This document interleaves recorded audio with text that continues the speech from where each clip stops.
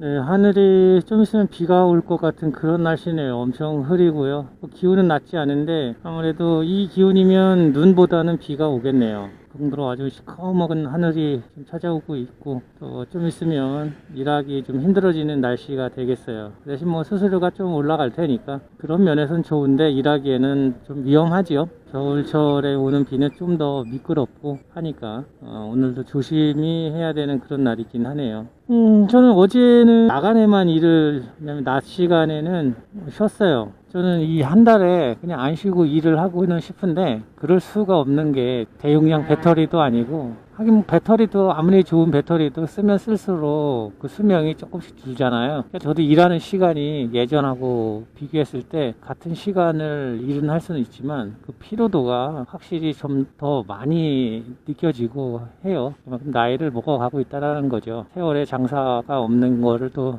여름에도 느꼈지만 겨울에 추위 타는 것을 봐도 좀 더 느껴지고요. 근데 이 피로도를 느낄 때 확실히 이제 내가 늙어가는구나 라는 것을 알게 되죠. 아플 때도 많고. 그래서 제가 안 쉬고 일을 하고 싶어도 안 쉴 수가 없죠. 제가 철인도 아니고. 그러다 보니까 쉬어야 되는데, 회사 같은 경우에는 이 월차라는 게 있어서 내가 법적 월차를 내면 되는데, 프리랜서로 일을 하면서 내가 쉬고 싶다고 해가지고 내 금액을 보상해주는 부분이 아무것도 없다 보니까 저는 그렇게 할 수가 없어요. 저에게 개인적으로 월차를 부여한 거죠. 24시간을 부여를 해 줬습니다. 그러니까 저는 8시부터 오후 5시까지 일을 하고 2시간은 좀 쉬었다가 저녁 7시부터 다시 밤 12시까지 일을 하는, 그러니까 저와의 약속을 하고 일을 하죠. 그렇게 되면 아마 14시간 정도 일을 하게 될 텐데, 근데 이거를 하루에 몽땅 쉬어도 되고, 제가 일을 하는 시간에 일을 봐야 되는 그런 날이 있잖아요.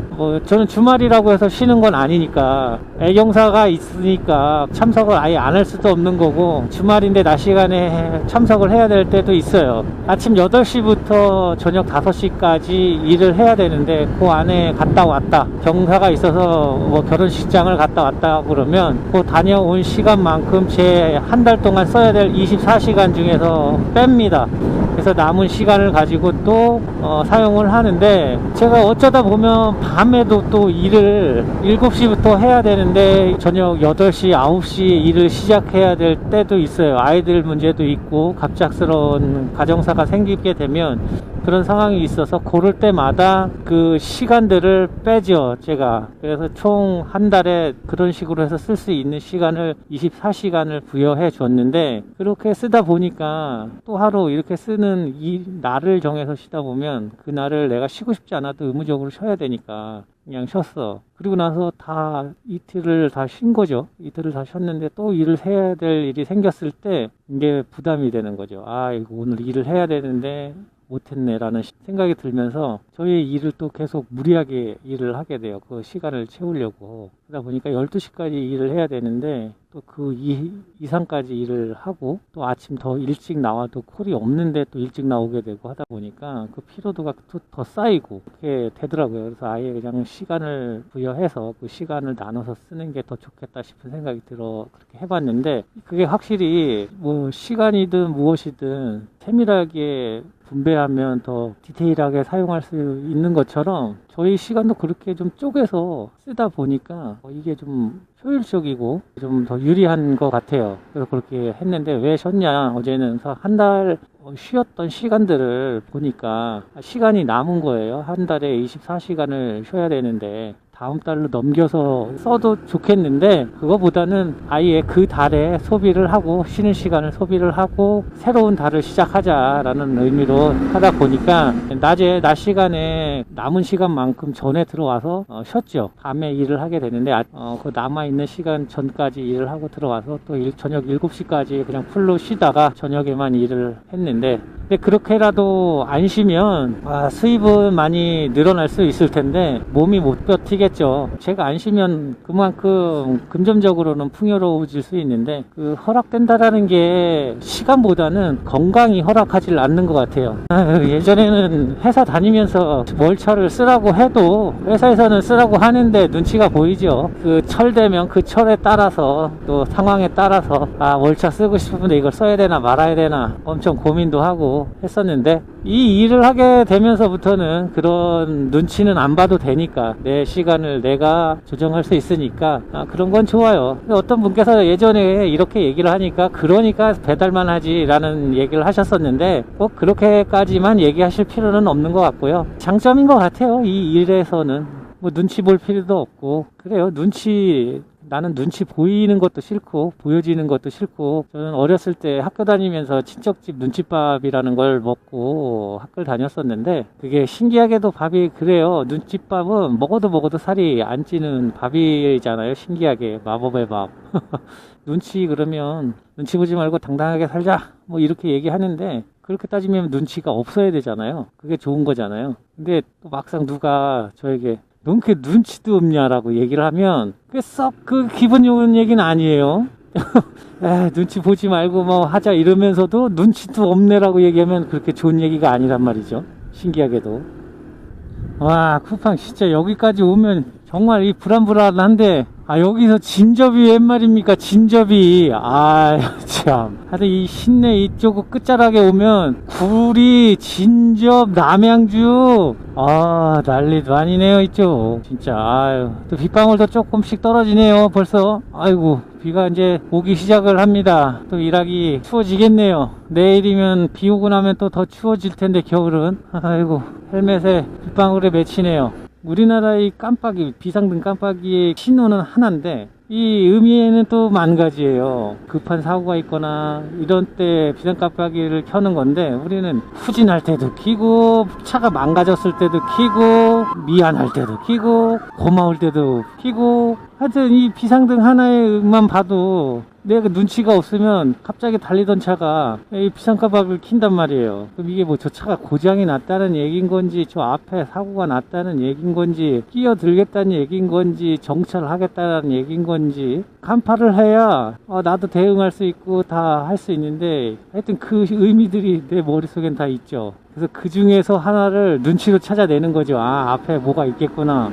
사고가 났겠구나. 근데 이 비상깜빡이의 감사함과 고마움, 땡큐와 쏘리는 우리나라에만 적용되는 의미라고 하더라고요. 다른 나라는 비상깜빡이 켰을 때 너에 대한 배려가 고맙다, 아니면 미안하다, 이런 뜻의 의미는 없다고 하네요. 근데 우리나라만 또 그런 의미로 쓰다 보니까 도로교통관리공단에서 그렇게 게시를 해놨다고 하는데, 우리는 눈치가 없으면 알아차릴 수 없는 그런 곳에서 살고 있는 거죠. 영국에서는 우리의 이 눈치를 엄청 되게 좋은 뜻으로 풀이를 했더라고요. 다른 사람의 그 생각과 느낌을 순간적으로 간파하는 그 미묘한 기술이라고도 했고요.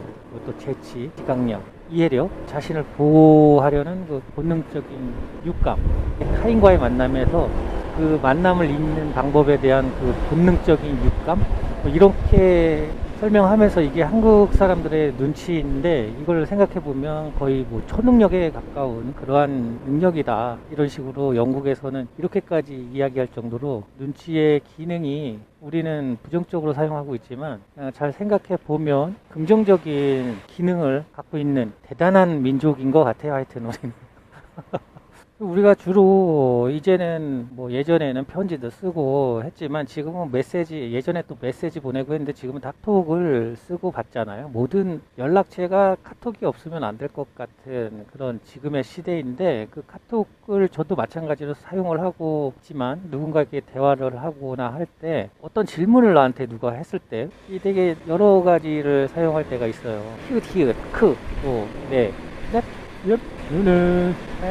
뭐 이렇게 할 때 되게 여러 가지의 뉘앙스로 글을 쓰는데, 그걸 무엇을 사용하든지 간에 그거의 답은 같은 답인데, 미묘한 뉘앙스 때문에 나에게 질문한 사람과 그 사람의 심정과 나의 감정을 뭐 계속 서로 조율을 해야 된다고. 그렇게 하기 위해서 그때 사용하는 것도 뭐 이게 초단위로 생각을 하는 거죠. 무슨 대답을 어떻게 해야 되나.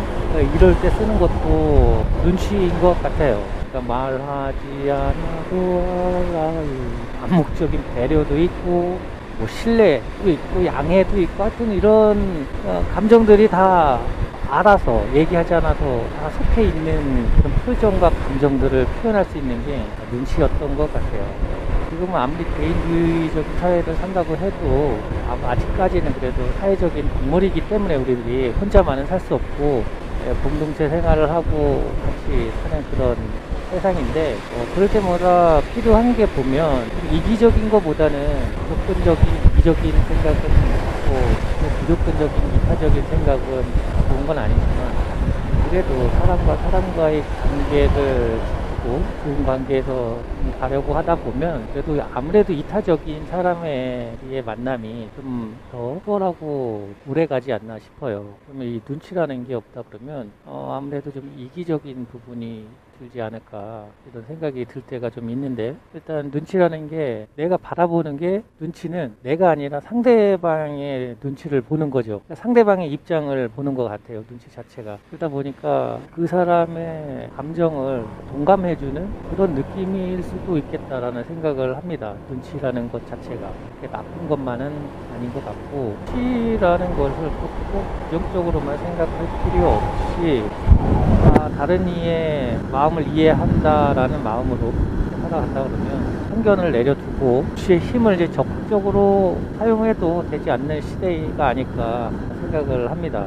의도로만 사용하지 않고 한다면 괜찮을 것 같아요. 그 눈치도 그렇게 썩 나쁜 거는 아닌 것 같아요. 제가 학교 다니면서도 눈치밥을 먹으면서도 다행히도 살이 안 쪘고 그리고 또 그 눈치 때문에 미움 안 밥 잘 지냈던 거니까 나쁜 거는 아니죠. 이 눈치라는 것이 부정적으로 좀 생각됐던 게 한참 대두되고 있었던 가스라이팅 이 부분에서 좀 나쁘게 사용됐던 게 아닌가 싶어요. 가스라이팅은 뭐 일단 갑과 을의 사이가 생기면서 권력에 대한 그런 문제였을 텐데 너무 눈치가 빠른 사람이 그래도 좀 어느 정도 순수한 사람들 이 가스라이팅을 당하는 사람들은 어쨌든 경쟁 사회에서 살고 있는 이 시대에 항상 이 경쟁에서 뒤지거나 아니면 자기의 삶의 목표에서 미달한 느낌을 갖고 있는 사람들이 소외감을 느끼는 것도 있고 그리고 자기의 무능함 이런 부정적인 감정들을 갖고 있는데 그런 거를 눈치 빠른 사람들이 그걸 캐치를 해서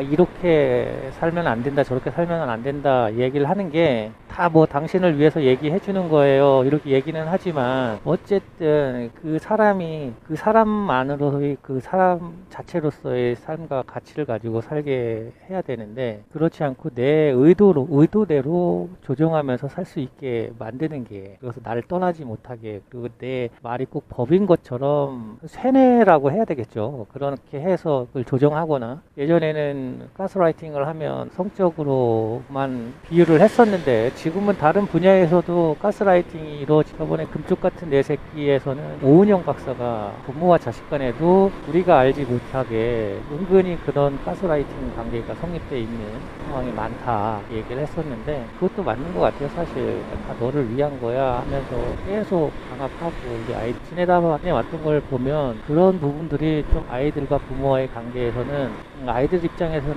가스라이팅을 당한 거일 수도 있겠다라는 생각이 들 때가 있어요.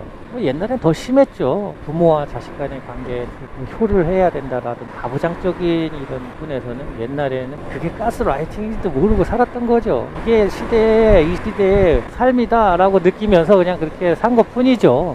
나보다는 우리라는 그런 합체의 삶을 더 중요시했던 그 옛날이었으니까요. 그래서 그냥 그러려니 하고 살았던 거지. 지금은 그래도 이제 서양처럼 개인주의적으로 변해야 하니까 이 가스라이팅이 나오고 당했네 했네 가해자네 피해자네 이런 것들이 나오는 거지. 예전에 진짜 그것까지 파헤치면 죄를 안 지은 사람이 없을 거예요. 아마 부모든 어른이든 다 뭐 그 큰 피해를 입었던 사람이 예전에 한참 그 스포츠 선수, 배구 선수, 똑같이 생긴 여자 배구 선수들이 학폭에 연관돼가지고 국가대표를 한 해 만에 어느 단체에 못 들어가는 등 서로 고소를 하고 막 이런 이슈들도 있었는데, 이런 것들이 다 뭐 가스라이팅 이런 거에서 다 시작하지 않았을까 생각을 합니다. 그리고 사람들과의 관계에서 이렇게 살다 보면 그 말하는 입장 쪽에서는 이게 신뢰가 아닐 수도 있다라는 생각을 갖고,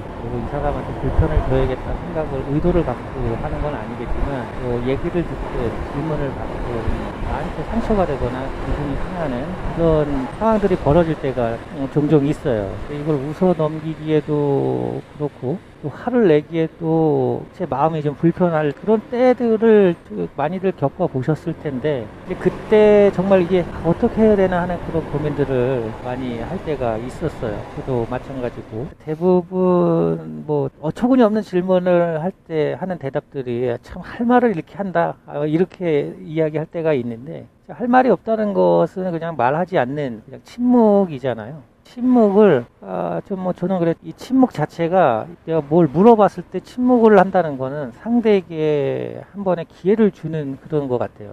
눈치를 주는 거죠. 진짜 눈치가 있는 사람이라면, 이거 내가 잘못했구나, 아차 했구나, 뭐 이런 기회를, 반성할 기회를 주는 그런 시그널일 수도 있고. 근데 그 진짜 눈치가 없으면 그거 자체를 모르는 거죠. 그래서 예전에 그 일본 야구 선수, 유명한 야구 선수 이치로는 시애틀 메리너스에서 한 11년 이상을 몸담고 있었는데, 뉴욕 양키스로 이적하는 날이 있었어요. 그날 이제 매스컴 기자들이 와가지고, 스포츠 기자겠죠, 외신에서 지금 여태까지 구단에 있으면서 인상적인 에피소드가 뭐가 있냐, 얘기해달라 하고 얘기했는데, 그 선수가 바로 이야기를 하지 못하고 인상적인 에피소드를 찾아서 얘기를 하라고 하니까 하면서 한 3초, 몇 초 정도 이렇게 말하지 않고 뜸들인 그때가 있었는데, 그리고 나서 그 선수가 한 말이, 방금 이 침묵이 대답이 됐으리라 생각이 됩니다 라고 이렇게 대답을 하고 그냥 그 인터뷰를 정리한 그런 기사가 있었는데,